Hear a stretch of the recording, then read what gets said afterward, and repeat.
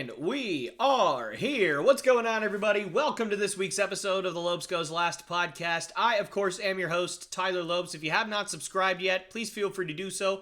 Also, hit that bell icon so you never miss any one of my videos. Also, please like and share this video so that we can help the podcast grow. And please follow me on Facebook and Twitter. That's at Lopes Goes Last podcast on Facebook and at Lopes Goes Last on Twitter.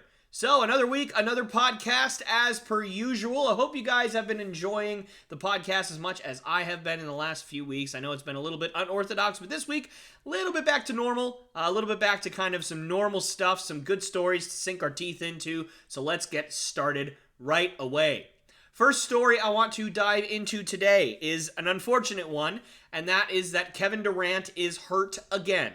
Now, obviously, he just came back from his most recent injury, and I think he only played 1 or 2 games with the Phoenix Suns. Looked pretty good. The team looked pretty good with him on the court, but he has since sprained his ankle, and doctors have said, at least I've seen it today, it could have been yesterday or the day before, but I saw it for the first time today, and today is Thursday, March 9th, as of time of recording, so whatever day it was, I just recently learned that Kevin Durant is probably going to miss the entirety of the regular season and also the start of the playoffs for the Phoenix Suns. Now, I don't think it's going to matter all that much as long as he's back for the second round of the playoffs. I think Phoenix would, I think Phoenix should be able to get past whoever their first round opponent would be at the bottom end of the Western Conference.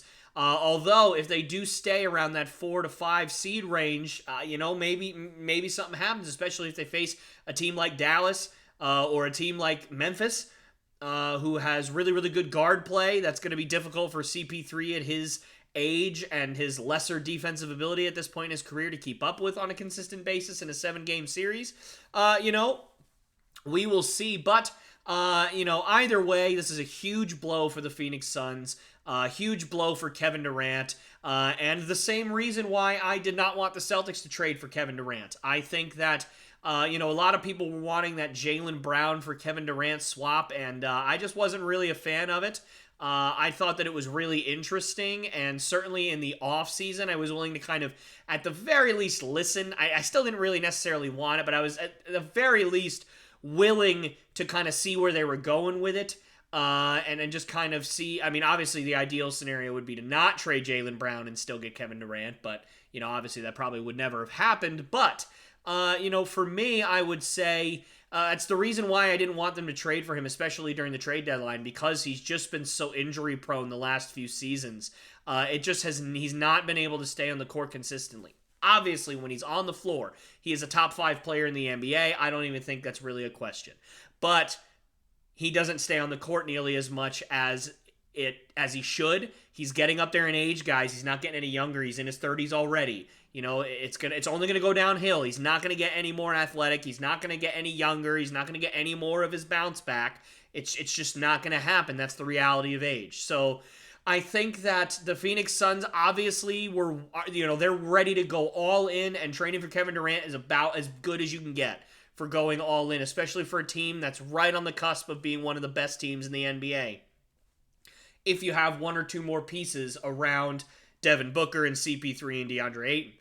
Now, obviously, Kevin Durant is in theory and on paper that missing piece. Now, I said before that I think Phoenix will make the 2 seed this season if all goes well. Well, obviously, not all has gotten well, so I would be shocked if that were to still happen, although, of course, you never know, but I don't think it's going to happen now, obviously, with Kevin Durant being out possibly for the rest of the regular season. And again, as I said, if they don't get up to that 3 or 2 seed, then they're probably going to struggle pretty mightily in the playoffs, especially if they're facing a team like Dallas or a team like Memphis, or whoever else, maybe Sacramento, just teams with really good guards, whether it's for the Kings, De'Aaron Fox, the Dallas Mavericks, Kyrie Irving and Luka Doncic. Obviously, the Grizzlies and Ja Morant, although we don't know what's happening with Ja Morant, although it looks like, he may be suspended for a couple of games. We'll get to that in a little bit. But, it's just going to be tough for Phoenix if Kevin Durant is not available for them. And so, again, feel bad. I do. I loved the move at the time. I think I gave it an A+ in my trade grades. I cannot remember. It was either an A or an A+. It was one of the two. Very, very high grade because I think it was just a very shrewd, very brilliant move. And it's a move that tells your fans that you're ready to win a championship and ready to win now. And for Phoenix, who I don't think has won a championship in franchise history, unless I'm mistaken, at the very least, they have not won one in quite a while, if they have won them at all. This is going to tell them, hey, this is our time. We're ready. We're not waiting. We think this is a window that we can capitalize on, and we're ready to go now. And so I loved it, but obviously when you factor in injuries, things don't always go the way you plan. So I hope Kevin Durant gets back. I hope he gets a speedy recovery. He's one of my favorite players to watch in the NBA. He's been one of my favorite players to watch, really, in the history of basketball. When I did my top 5 favorite players to watch all time, he probably would have been 6, 7, maybe 8, because he's just been phenomenal. I mean, he's just unbelievable. He's basically a 7-footer that can do everything a guard can, and you just don't see that very often. He's obviously one of the most elite shooters this game has ever seen at his size, or any size, really. So, again, feel kind of bad for the Phoenix Suns. Obviously, feel bad for Kevin Durant. I know he wants to win another championship before he retires, if anything, just to shut people up, in his mind anyway. So, feel bad for Kevin Durant, feel bad for the Suns, and I really hope that Kevin Durant will get back soon so that we can see what a fully healthy Phoenix Suns team, the way they're constructed right now, would look like in the playoffs. All right, moving on to the next story. So before I say anything, I just want to say I feel terrible for Matthew Stafford. And the reason for that is because those of you who do not know, it seems like the Rams are pretty keen to move on from him this offseason. Now, I don't really know how official the reports are that I saw. I mostly got them from Twitter, which it's always a bit of a gamble, right? It could be, perfectly legit, or it could be completely fabricated, and there's no, absolutely no truth to it whatsoever. But let's be honest with ourselves, just you and me here, all right? Would you be surprised if that was the case? I mean, let's look at it, right? Matthew Stafford barely played at all in 2022 and into 2023 because of injury, obviously, but he still barely played at all. And when he did play, he was horrible because, again, he was playing through injury, and it's an arm injury. So, being somebody that pitched in college, I know how horrible it is and how hard it is to have to work around an arm injury because it's what I did for a year plus. So it's one of those things where, you sit down and you go, man, I don't really know what I'm going to do, because no matter what you do, if you throw for a living and your arm hurts, you can't really get around that. You can take all the pills and get all the shots you want, but it's just not going to work out for you long term. So I'm not surprised that Matthew Stafford ended up calling it a year and getting some help and getting some surgery done. But for me, I just feel bad for him. I feel bad that, after his whole career, he's stuck in Detroit, not doing anything. Basically, they rotted his entire prime away and stole his prime away from him by giving him only one good receiver. Now, granted, the guy that they gave him may be the best wide receiver in the history of the sport, talent-wise and dominance-wise, in Calvin Johnson. But outside of that, they gave him no help, no offensive line, no defense, not really much of a running game outside of your occasional Reggie Bush. But that's really it. They wasted his entire prime away. And he finally goes somewhere, actually has a good team around him, a good running game, a good offensive line, a good defense, actual weapons to throw to other than just Calvin Johnson, who, again, was fantastic. And for my money, again, the best wide receiver of all time, talent and dominance-wise, other than maybe Randy Moss. They finally gave him those things and a good coaching staff, and he wins a Super Bowl. He, said, hey, guys, listen, I did it. Look at me. I am good. And you know what? There was people like me who said, you know what? This guy is a Hall of Fame quarterback. This guy is somebody that, if he had some stuff around him, probably could have won some MVP awards. Yeah, awards, multiple. And you know what? This guy threw for 5,000 yards with no weapons, and no one really talks about it. Matthew Stafford, this guy's legit. He's not just some scrub. He is legit. And after going through all that, a year later, because of something he can't control, he gets injured, and now he might be on the block again, and he might be on the move. It sucks. Now, listen, I'm not even saying that the Rams are wrong to feel that way. Honestly, I feel like I understand, because, again, he was hurt, right? He didn't play well when he did play, and they're in salary cap hell right now. They're already looking to trade Jalen Ramsey, who, again, I'd rather keep than Matthew Stafford, just age-wise, just because he really, really is an anchor other than Aaron Donald, who is the anchor, but an anchor for the back end of that defense. So, you're already getting rid of guys who are salary cap kind of casualties, and you're still at Matthew Stafford. So, look, I get why you'd want to trade Matthew Stafford. It just sucks. I just feel bad for the guy. I mean, he did all that to prove himself, and now a year later, he's on the block like he's just some scrub, and I feel bad for Matthew Stafford. So you could be... you can not feel bad all you want. That's fine. I do. And again, I don't even know what the right move for him is. Is it best to stay in LA with the Rams? Because they're probably not going to be very good if he does.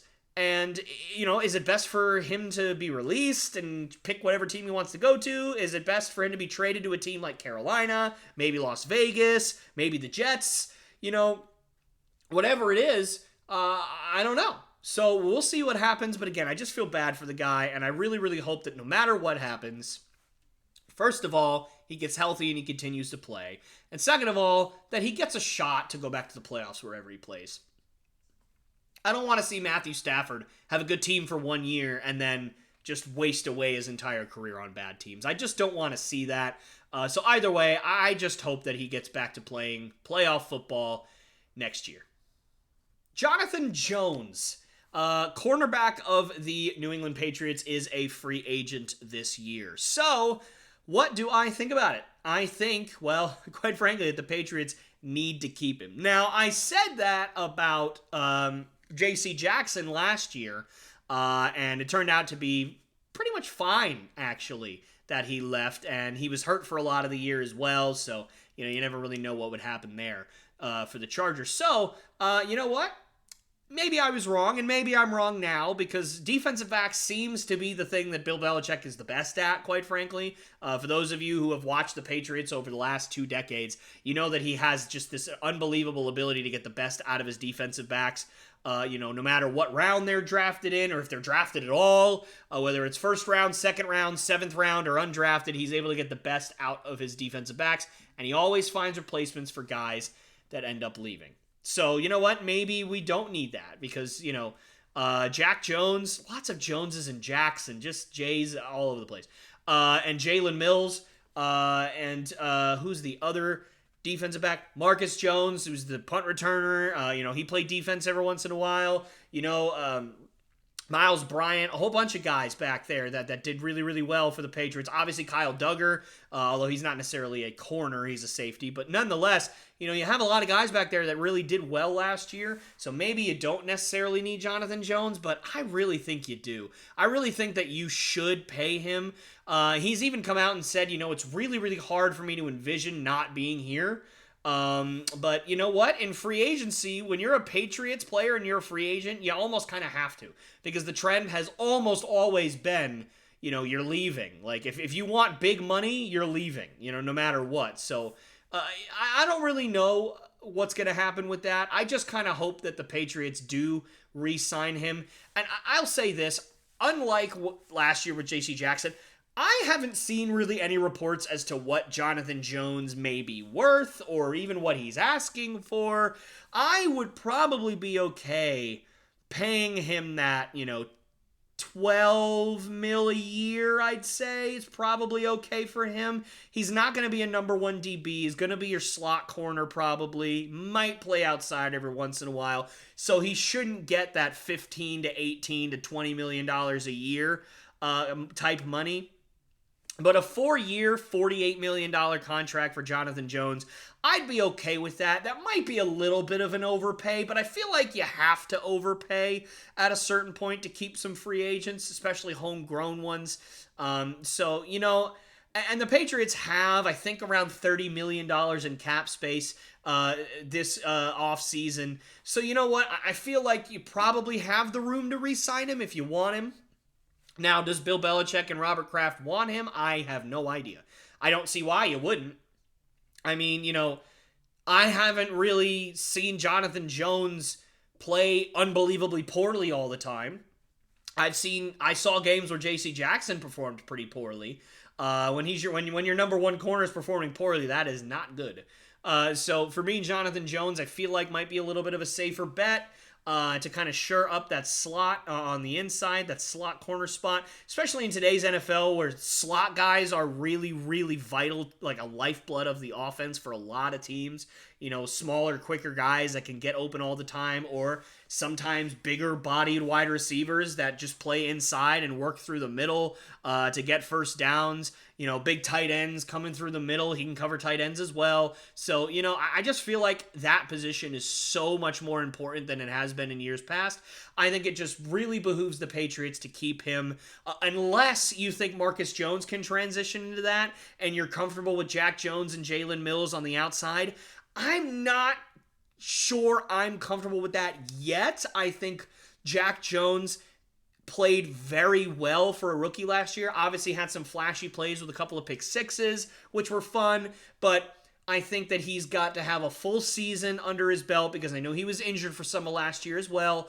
So, I don't know if I'm super comfortable with that yet. And who knows, the draft is still coming up, so who knows what the Patriots are going to do there. They might get themselves a nice DB that's going to replace him. I don't know. But I think it would just be so much easier and everybody would be a little bit happier and more calm if Jonathan Jones were to return to the Patriots for a few more seasons. I'd like to see it. Let me know if you guys would like to see it in the comments section below because, again, I know I would like to see it. But you know what? I could be wrong. I was wrong about J.C. Jackson. Maybe I'm wrong about this too. But I guess we'll just have to wait and find out, wait and see what they're going to do. All right, so Shohei Ohtani is already making my video from last week look great. For those of you who missed it, I predicted that Shohei Ohtani would win the World Baseball Classic MVP, if anything, just because he pitches and he hits at the same time. So it's one of those things where I feel like that gives you a huge advantage in MVP voting for a very short tournament. It's one thing to do it over a full season where injuries can play a factor, or one guy can do one thing so well that no matter how well you do, you can lose. But in a short kind of month and a half long tournament, I feel like if you pitch and hit, you have a huge advantage because you really just have to hit really well through that whole time and then have like one, maybe two really, really good games on the mound, and you have just a gigantic advantage. Even if somebody on another team were to hit 700, which that would really be the only way that I could see somebody completely dethroning Shohei Ohtani for that MVP, I feel like you're probably going to have a humongous leg up on the competition if you pitch and hit. And Shohei Ohtani is already absolutely dominating. He had an RBI double in the first game yesterday or the day before, whatever it was. For Japan. He also pitched. He threw 4 innings, 5 strikeouts, 1 hit, and no walks. Just 1 base runner allowed in 4 innings. And obviously, he'll probably be stretched out a little bit more as the tournament goes along. And I think in the exhibition game, he hit 2 home runs. I know that probably won't count.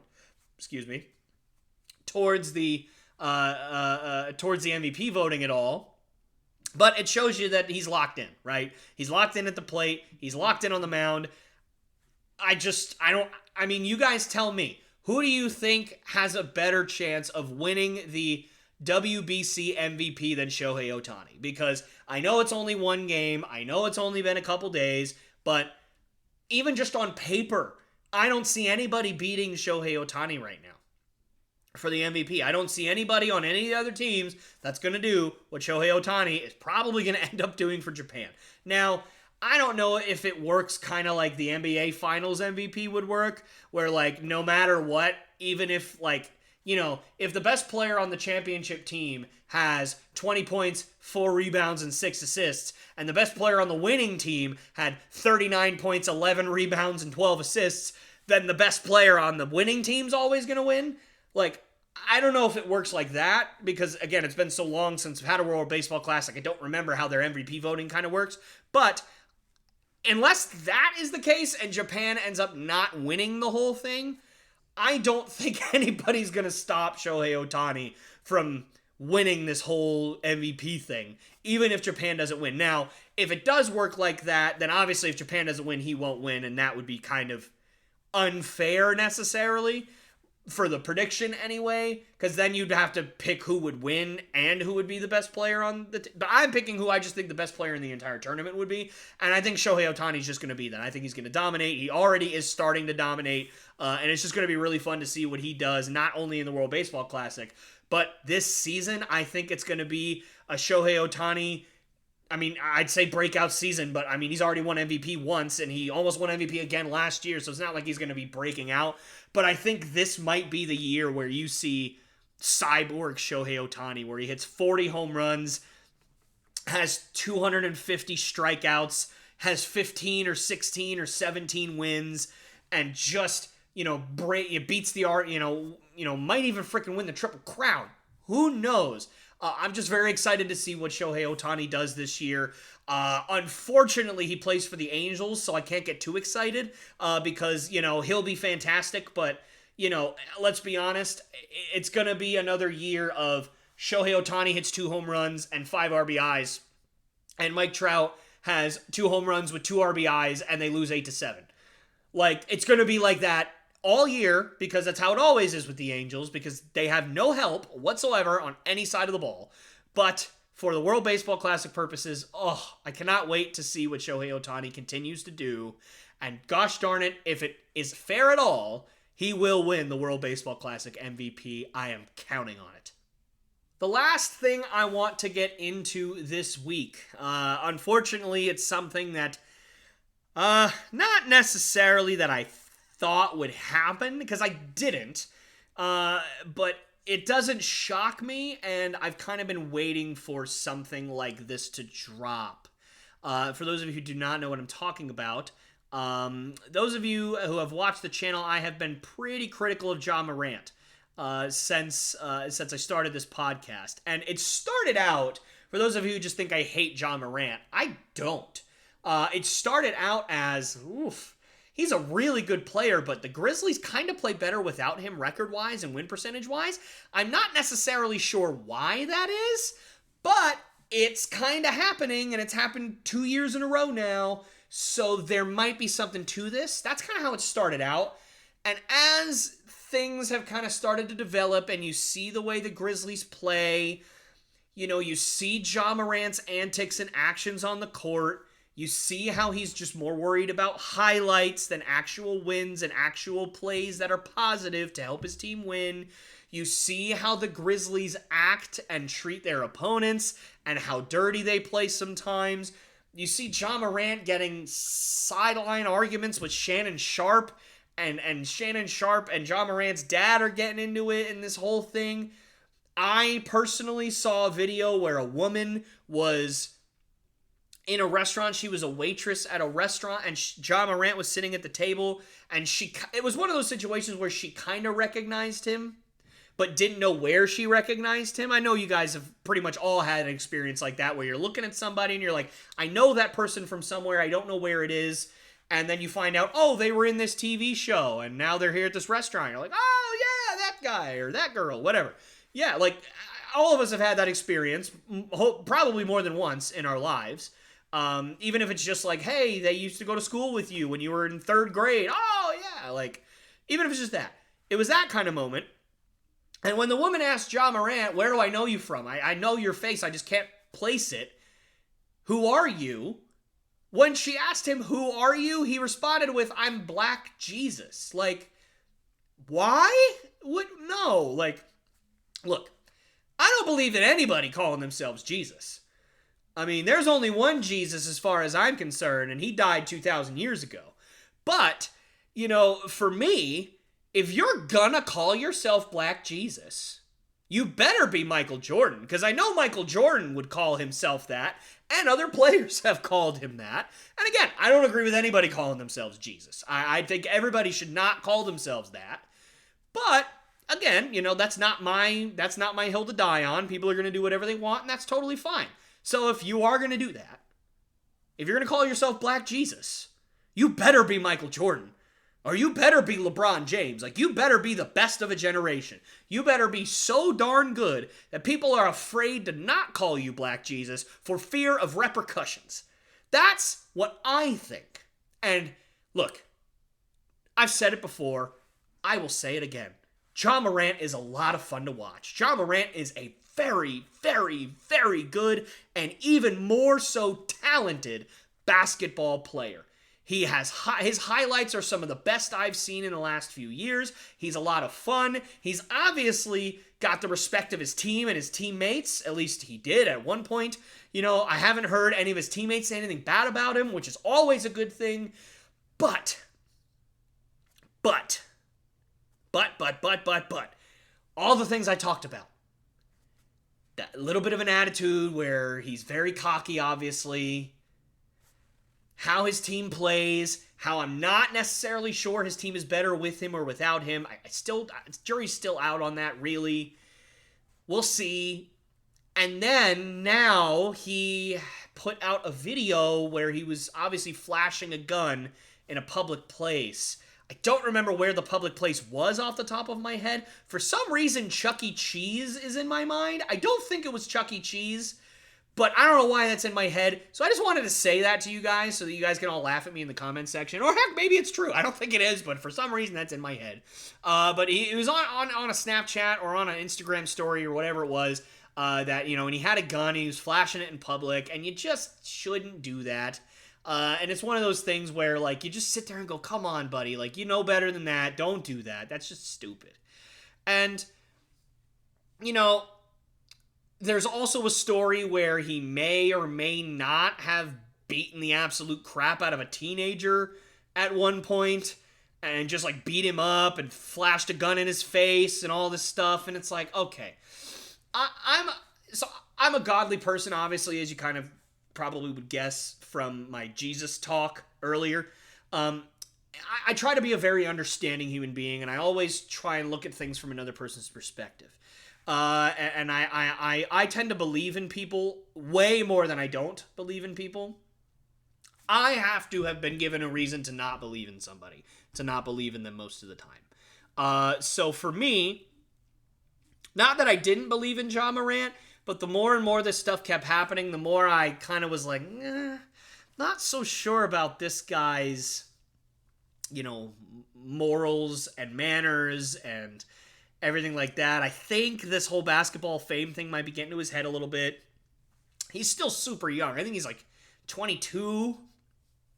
So, like, I get it. You're young, you're rich, you're famous, you're unbelievably talented, and everybody's telling you that. Like, there's gonna be an element of self-confidence there. Sure, that's great, but, there's a limit to it. Don't call yourself Black Jesus, especially if you haven't earned it. Nobody in my mind has earned it. Again, I'll say that for a third time. But if you gonna do it, you might have wanted to, win an MVP or win a championship or make first team All-NBA or anything that might prompt us to think that you are one of the best. In my mind. Not that he's not one of the best, because he's clearly one of the most talented players in the NBA. But as far as awards and accolades and actual written proof, he just doesn't have that yet. And that doesn't mean he's not going to. He just doesn't have that yet. So the more and more those things keep happening, the more I sit and think, I don't know where this guy's head's at. I don't know where he stands morally right now. I'm not sure he's on the right side here. And so those two stories kind of happening within a week of one another, I sit here and I go, oh, like, come on. Like, this is a guy who has the world. He has everything. I wish I could be Ja Morant. I do. I wish I could be anybody in the NBA. I love this. That's why I do this right here. Where guys, I know that you're seeing this and watching this, But from my perspective, I'm just talking into a camera and hoping and praying that 50 people, 100 people might watch someday. And he gets to play in front of thousands of people the game he loves every night. And not only that, he is so good at it, man. He's got the world at 22. I'm 25. Like, he's got everything. Don't throw it away. Ja, do not throw it away. I know you're never going to see this. But, dude, you've got the world. I hope that this is a lesson for you. I hope that this changes you. I don't know what you're going through. Like I said, I try to be an understanding person, and I try to look at things from other people's perspective. Ja, I don't know what you're going through. I don't know what's happening in your life. I don't know what has happened previously in your life to make these things happen. I don't know who you've surrounded yourself by. I don't know the neighborhood you've come from. I don't know the family or anything that you've come from. I don't know anything about you other than what I see on the court and other than the things, unfortunately, sometimes the good or the bad that I see about you off the court. I don't know you. But I know that I saw a video of you flashing a gun, and there's allegations of you beating up a teenager and flashing a gun at them. You have a fascination with flashing guns, I guess. But don't throw it all away, man. I wish more than anything in the world that I could be playing in the World Baseball Classic right now, or playing in the NBA, or playing in the NFL, or being in the WWE for those of you who are real nerds and real wrestling fans like me. Like, I would give anything to be that, but I can't because I'm fat, unathletic, and my back sucks. And other things suck about my body and my health. It's just never gonna happen for me. But it's happened for you. Dude, you made it. If you stay on the right track, you not only will win an MVP, you're going to win championships. You're going to win first team All-NBA. You might break the record for highest paid player in the NBA, gosh darn it. If you stay on the right track. So I hope that this is all a lesson for Ja Morant. I hope that he learns. I hope that he takes this and he says, whoa, any minute now, this could all disappear. And trust me, dude, you don't want to have no future at 22. You don't. I know plenty of people that I grew up with that when they turned 16, they made choices. And they threw their life away. And at 22, they're living in a studio apartment, making no money. They barely can afford to keep that studio apartment. Or even worse, people sleeping in their cars. People are homeless at 20 years old, at 18 years old. People kicked out of their house at 14 years old. Not able to make anything for themselves. This world is cruel and it is unforgiving. You have everything. Don't throw it away. Don't throw it away. Because good, talented people deserve opportunity. And Ja, I don't think you're a bad person. Nothing, even through everything that I've seen, I don't think you're a bad human. There are some basketball players, you guys probably know who I'm thinking of, that I think are bad humans. Ja is not one of those people. I don't think he's a bad human. I think he's young, a little bit immature, a little bit misguided, and he's just trying to do what he feels will make him fit in. But Ja, dude, you've got millions of fans all around the world. You don't need to fit in, dude. You need to be who you are. And hopefully who you are is who I think you are, which is a good person. I just hope that this is a lesson. I hope that he figures it out. And I know I'm jumping back and forth between talking to Ja Morant, talking to you guys, but I don't know how else to deliver this message. I wish that I wish that somebody could show him this. I really do. But I'm sure he'll never see it. But this is to somebody who cares about good players and cares about the NBA. Yes, I'm a Celtics fan. And yes, would I be sad if the Grizzlies destroyed the Celtics in the finals every year for the next 10 years? Of course I would. I'd be so freaking depressed you wouldn't have any idea. But I still, above all else, love watching good players do good things. And you are not just good, dude. You're fantastic. Please, don't let this ruin your career. I'm not saying that this one thing will ruin his career. It won't. But if you keep down this path, it will eventually come back to ruin your career. Don't let that happen, Ja. Just don't let that happen, man. It break all of our hearts. All right. Well, I got to be honest, guys. That's all I got for the week. I hope that you guys enjoyed that. I know that last week's podcast did a little bit better than normal podcasts have, so thank you guys so much. So I'm trying to keep it as short as I possibly can this week, and we're going to keep seeing if it works, because if it works, then great. I'll keep doing it. I'll keep trying to do short spurts like this, and hope that you guys enjoy it. But other than that, thank you guys so very much for watching. I will see you all next time. Hey guys, me again. I just want to say thank you so much for checking out the Lopes Goes Last podcast. It means the world to me that you decided to stick all the way to the end. That's super cool. So thank you again. And if you really, really like what you see, I'd love for you to subscribe, like the video, and share it with all your family and friends, because, this is my passion project. This is what I love to do, and I really want the sucker to grow. And the only way that can happen is through you guys, is if you guys can help me out. So again, if you like what you saw, please subscribe, like the video, share with all your friends and family. That's the only way this is going to grow. And yeah, I'll see you guys next time.